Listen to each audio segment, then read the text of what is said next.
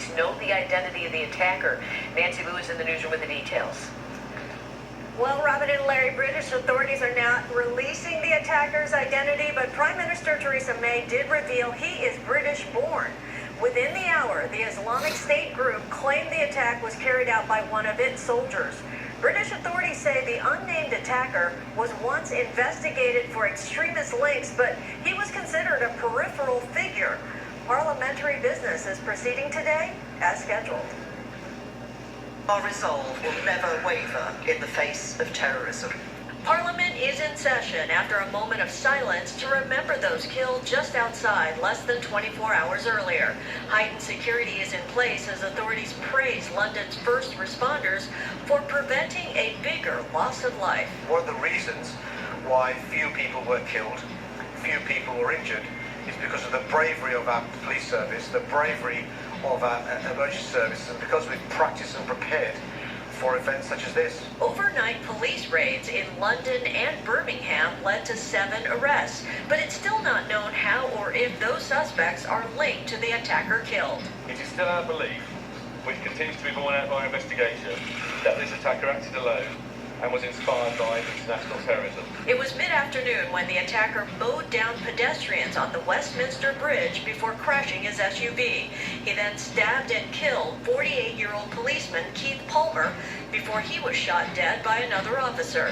The pedestrians killed are a 43-year-old mother who was on her way to pick up her kids from school and a man in his 50s who was found dead on a lower level of the bridge. Witnesses were stunned by what they saw. We saw a black vehicle at full speed,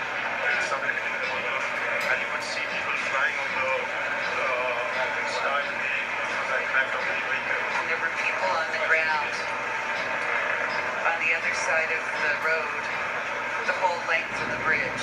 I saw people flying in the air, but just out of the corner of my eye.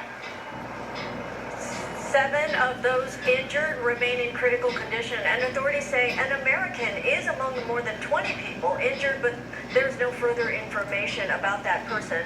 British authorities say there is no reason to believe any imminent further attacks are planned. That is the latest from the newsroom. Nancy Lou, WGN News. Exactly 7 years after President Obama signed the Affordable Care Act, Republicans in Congress could be close to a deal to begin the process of repealing it. The full House is expected to vote today on a bill to repeal and replace Obamacare. The White House and House Republicans are making last-minute deals to try to sway enough conservatives to pass the bill. Progress was made overnight with some major concessions being made to the House Freedom Caucus, but moderate Republicans are now expressing concern about changes to that bill.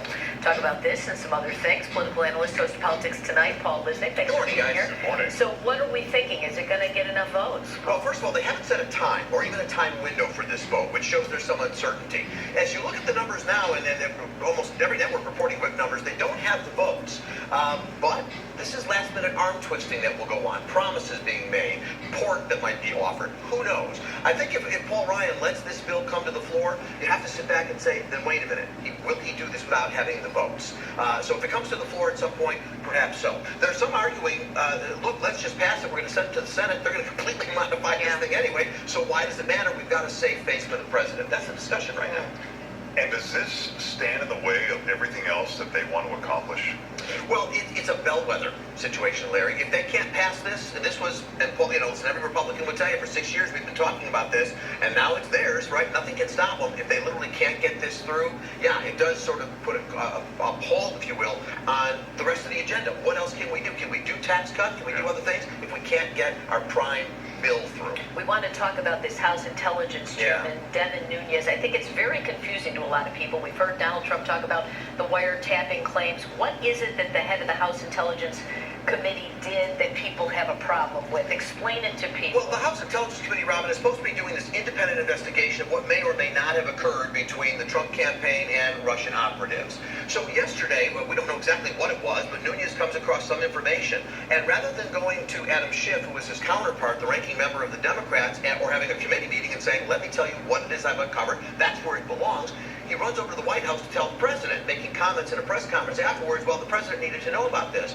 If you're doing an independent investigation that involves people tied to the Trump administration, why are you running to the Trump administration and the president to say, let me tell you what I found? Where's the independence? evidence. So Adam Schiff afterwards, the ranking member, essentially raising the question, I don't even know if we can now do what we need to do.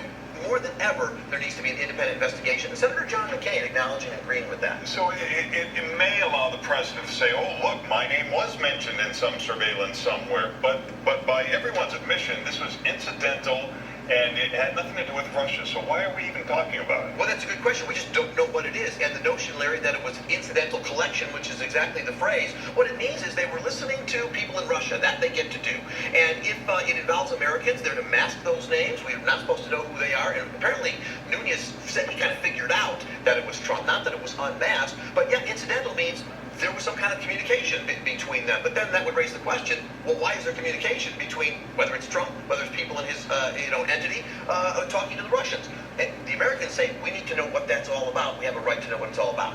But he should have kept it within the committee for now. Real quickly, these hearings for Supreme Court nominee Neil Gorsuch, is anything going to sway the fact that he would not get I think ultimately he'll get it. It's the Trump red state Democrats will probably vote for him. We should know he's taken a very strong position, basically saying, I stand by precedent, I stand by precedent. But the one question they're really not attacking is, but when you're on the Supreme Court, you're the guy that gets to change precedent. So trying to get into his views, he won't leak any of that. That hasn't happened since Bader Ginsburg, who said, not going to tell you what I would ever do. It's a legitimate argument. If it could come before me, how can I tell you what I might do? All right, Paul, thanks for joining us. Thank you guys. Thanks, Paul. Take a look at some of the